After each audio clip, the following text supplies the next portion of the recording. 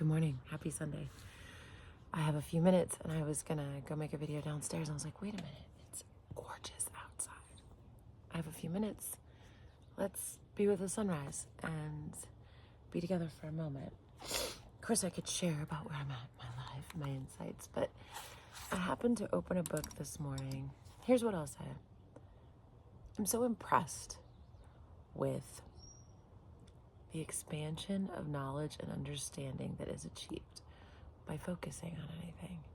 It's really exciting because what we're passionate about, we focus on, and then we attract more of that. And I'm beginning to realize that this kind of lifestyle and belief system is a long-term practice. And it's really easy to say you believe in positive thinking and manifestation, and you say, if I'm positive, I attract things, but it's really easy to hear. It's simple to understand. It is not simple to apply, and in many cases, not easy either, because we have not been taught to be masters of our own emotion, and we haven't been taught that emotion is a key, that it's a guiding principle, that it's spiritual in nature, vibrational in nature. We've been taught that it's really not that important, that reason is the source of power, and the less emotion it has, the better. And emotion should just kind of be stuffed in a closet and ignored. And I think that's a lot of what's been hard for women when we talk about patriarchal oppression. Part of it is, oh, she's just being an emotional woman. She's just being emotional and being disregarded. And it's kind of so funny and ironic and hilarious that emotion turns out to be such a creative guiding principle that's so key. And that's for both men and women. It doesn't help men to suppress that either. But realizing that when you stuff your emotions in a closet and then you bring them out to play, you don't have much practice. It's like a kid. If you put a kid in a closet, that's terrible. But obviously, when they come out to play, they're not going to be in the same condition. They're not going to be disciplined, happy, thriving emotions that would be coming out to play because they've sort of been forgotten and disregarded. And you don't practice with them. That's the biggest thing for me.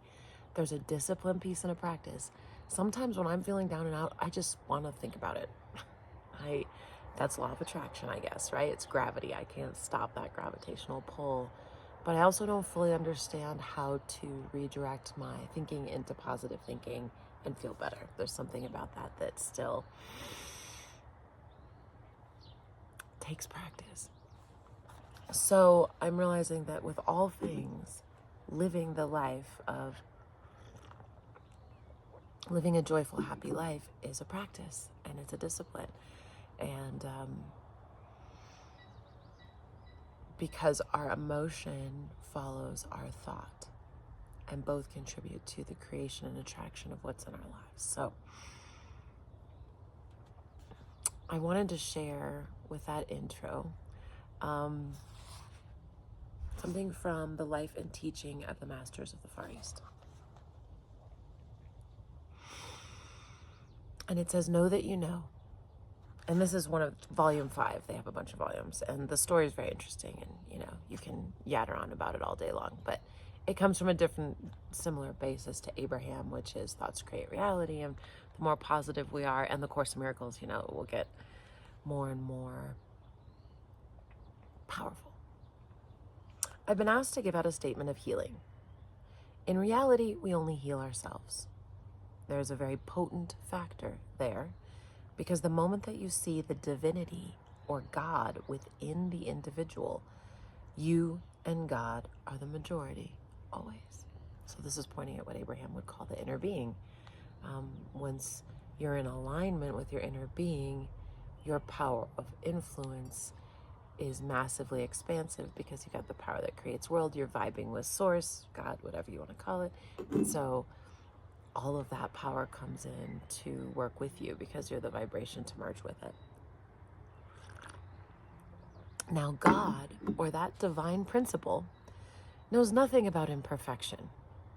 That's why we can't relate to it. It doesn't live in contrast. So it's very hard for us to imagine something that's all love because we live in contrast. And in order to have love, you have lack of it. The actual divine principle is not going to be aware that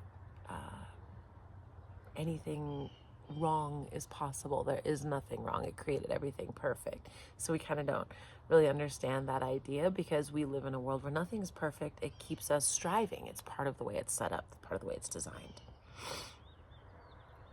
for our own benefit. We know today that is exactly what transpires at the healing shrines throughout the world. In going to those shrines, the people put their thoughts wholly upon the accomplishment and fulfillment of perfect health, accepting the emanation that the shrine represents, and the healing takes place. And that's what Abraham talked about with Wayne Dyer when he had his divine healing. Obviously, the interesting thing about Wayne Dyer's story is he was divinely healed from leukemia, and the guy who did it did apparently divinely heal quite a few people, but ended up in jail for doing many inappropriate things with women, right? Just using that power for not always good. And I think it's so interesting because we think if someone's able to divinely heal, they must be using it for all good because the power is all good or coming from God. And this is where you get into trouble, thinking that that kind of power is a sign that that human operating it is fully the divine principle. When he's healing, he's connected to divine principle. But when he's not, he's just still a human, so he's able to tap into something. So you're able to tap into something to have a healing occur. It doesn't need to be a perfect person. You don't need to go find like a perfect prophet. And that's kind of interesting of what we've done with Jesus and turning him into this sort of perfect prophet. And not allowing for him to have been a human who was human, who then realized he was divine and had an evolutionary process rather than just came that way. We can show you in photography. It's more inspiring, right? If he was able to get there from being a human. That's what I mean. Like, let's make it achievable. He's an ideal, not an idol. We can show you that in photography. A very fine doctor in one of our large cities worked with us. He asked his associates to send him cases with certain conditions that could not be healed by medical fraternities, together with their x-rays and records. The camera used shows where the diseased portions of the body are, where life and health maintain. The film shows the body radiating, scintillating with light.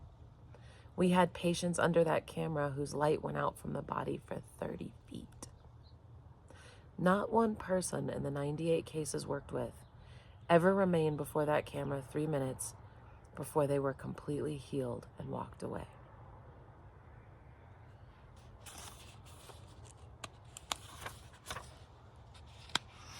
All we did was to say, here, you're paying all of your attention to the dark spots, aren't you? You're not paying any attention to the light and these light places and where the light is coming from. Now just let go of those dark spots completely. Put your whole thought and attention on the light. Every one of the 98 cases, each of whom was brought in on a stretcher, walked away completely well. Now, isn't that evidence that you heal yourself? You treat yourself, and that is absolute. If we would adhere to these positive expressions, we would soon see that there would be no more disease. It has been named a certain disease, and we keep repeating that name over and over. Now, thoughts and names are things. And if we will put them forth in the absolute position in which they were intended, and the vibratory frequency in which they belong, perfection will manifest. In other words, we keep talking about we're perpetuating the problem. That is true in the case of every invention that has ever come forth. A great many of us think we have to get in and dig and dig. We discovered that in our research work, we had no logarithms to go by. We built them up ourselves as necessary. We would get so far, then find we had made a mistake and go back and work it over again. We are like little children learning to walk, but today we are able to walk because we have the mechanical devices, and we are building more devices today that will take up from where we leave off. Here's an experience we had to make my point. We needed a man for specific work. We had been working for a long time on a given problem and were seemingly at a crossroads when this young man came up from Columbia University. He had never had any experience with this type of work, yet in 25 minutes he had solved our problem. Here we had been working on the whole thing for almost 4 years. Now what happened? He knew that he knew, every moment of the time. And he went into that office and he said to himself, I know this situation. And he brought forth the solution just by knowing. This seems so far out there, and it was at the time this came out, like 70 years ago or something. And the way they went about sharing this information was a bit controversial or getting it, but they have real points here. And this really is a truth, whether they knew it or not when they stumbled on it.